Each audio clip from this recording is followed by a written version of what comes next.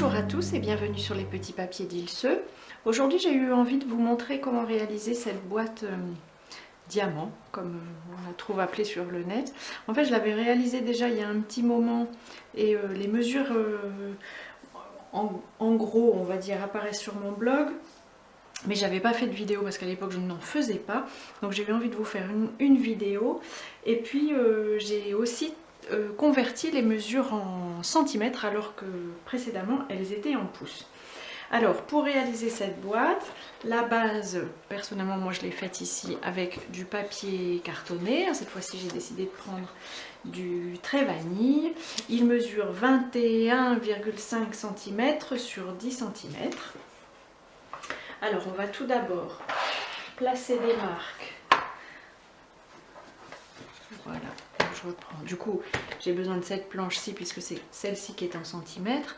On va placer des marques en portrait à 1,5 cm. Donc là, je pars dans ce sens-ci.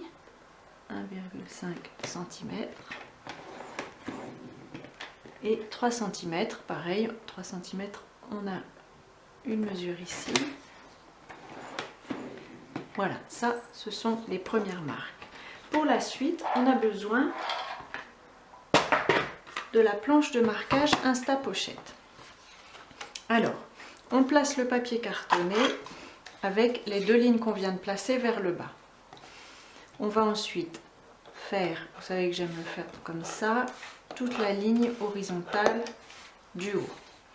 On va faire, je vais me lever pour pouvoir perforer. Une première perforation en plaçant le papier le long de la ligne de départ. Et on fait le triangle avec la pointe qui part ici devant. On ne va pas tracer la ligne qui s'appelle ici side 2. On va juste faire une petite marque au bout parce que c'est cette marque-ci qui va nous servir pour placer le papier. Donc je place le papier à nouveau sur la ligne qui s'appelle start line. Et je recommence. Une perforation, un triangle et la ligne qui en vient et je refais ma petite marque que je place sur la ligne de départ. On va faire ça 4 fois.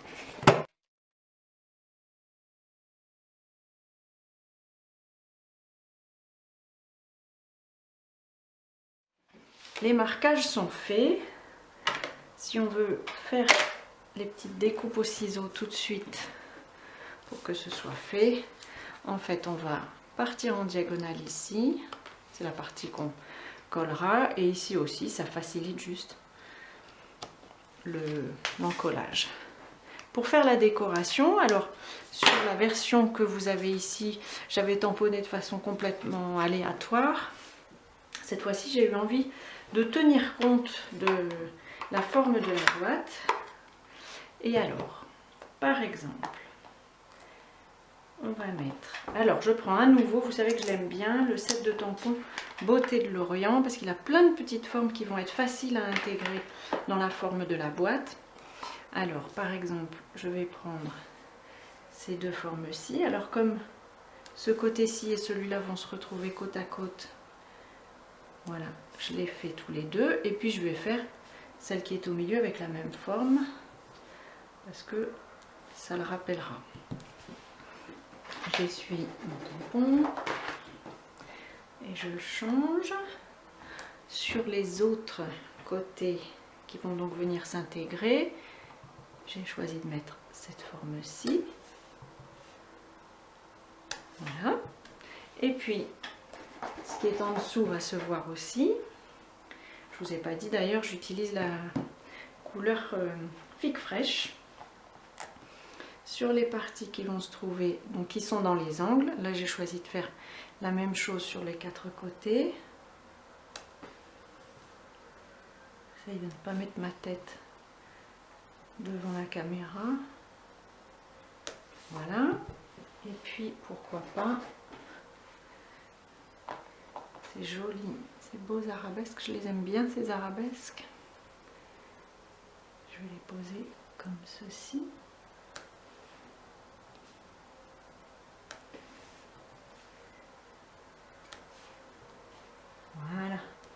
Voilà, la décoration de ma boîte. Oh, pardon, je vous ai donné un coup. La décoration de ma boîte est terminée. Je vais maintenant pouvoir marquer les plis.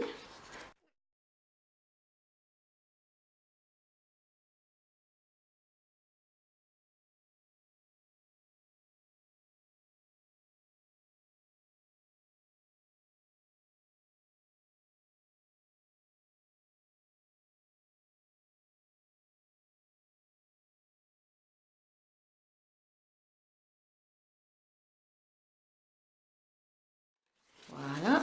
Alors, pour couper cette bande qui est sur le dessus, alors cette bande, moi je choisis de la mettre parce que je trouve qu'elle renforce la forme de la boîte.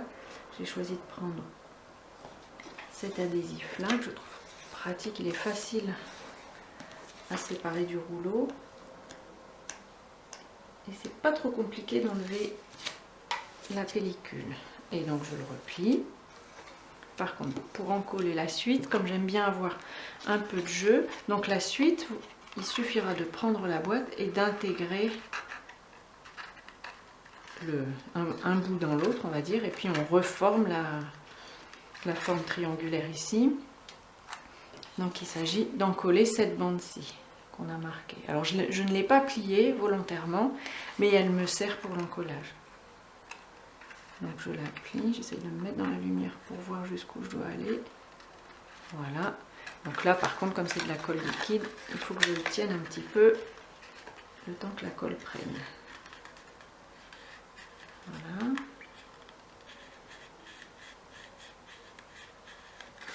Voilà.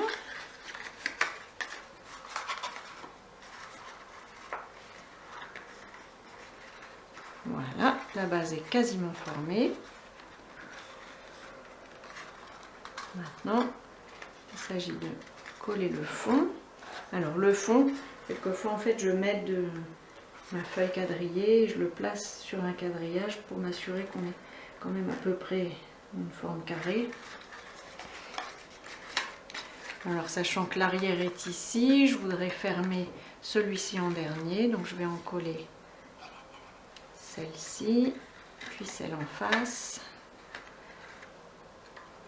puis celle qui est du côté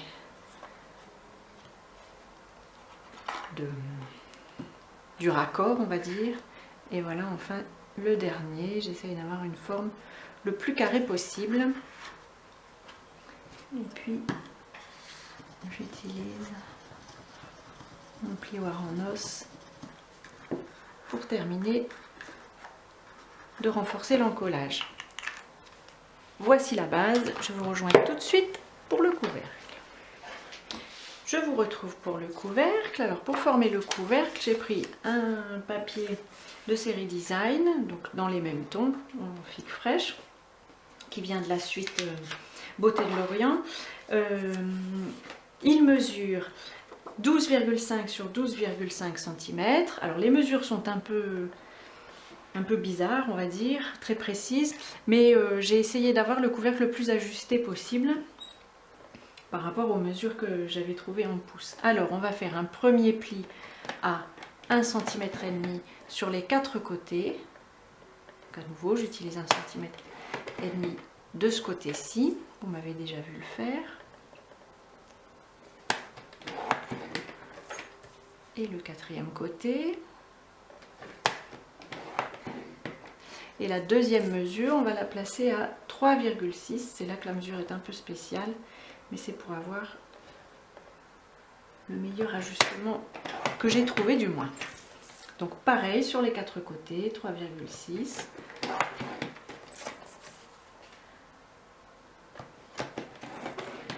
Et 4. Le quatrième côté à 3,6.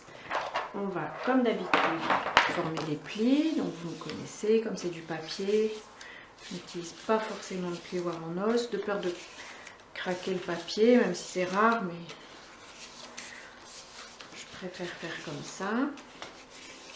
Et pour le découpage, où ai-je mis mes ciseaux? Les voici.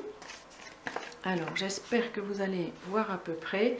Pour le découpage, donc on a 2 lignes ici. Je plie en diagonale ici, tout droit jusqu'à la ligne suivante. Et à l'intérieur, je coupe un peu en diagonale pour avoir un peu de distance. En fait, ça va rendre l'encollage plus facile. De ce côté-ci, je coupe en diagonale et ici aussi pour obtenir cette forme-là. Et je vais tourner à chaque fois d'un quart de tour pour faire la même chose.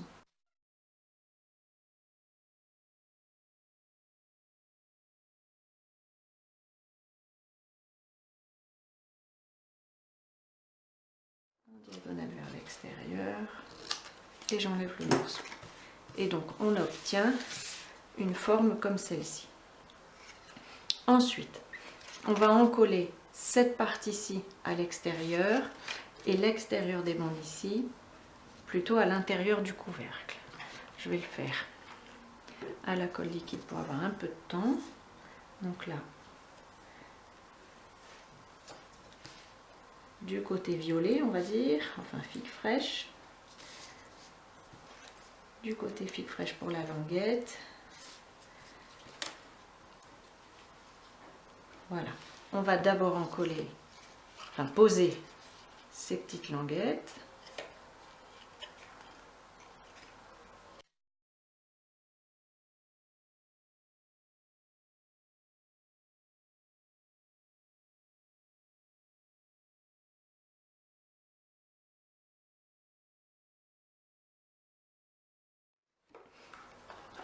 On va lui mettre son petit chapeau. Voilà. Donc là, il est bien ajusté.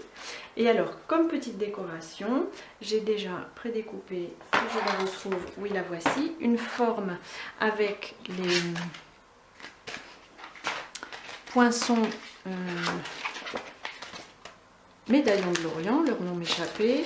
Et donc, j'ai pris dans les poinçons, pas cette forme-ci, cette forme-ci, donc extérieure pour la découper et intérieure pour avoir les petites formes ici qu'on va pouvoir soulever.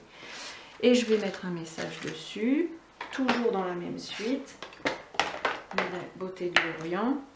Je vais prendre bonne journée, je place sur mon bloc, je reprends le tampon encreur, toujours figue fraîche, ce sera mon thème de cette fois-ci, que je place. Alors là, on a une forme pas tout à fait circulaire, mais donc c'est pas très grave si on n'est pas droit. Voilà, et donc maintenant je peux faire ressortir ces petites formes découpées par le poinçon, donner un peu de volume, et toujours pour donner un peu de volume, je vais le placer sur la boîte avec quelques Stampin' Dimensionals, quelques mousses 3D,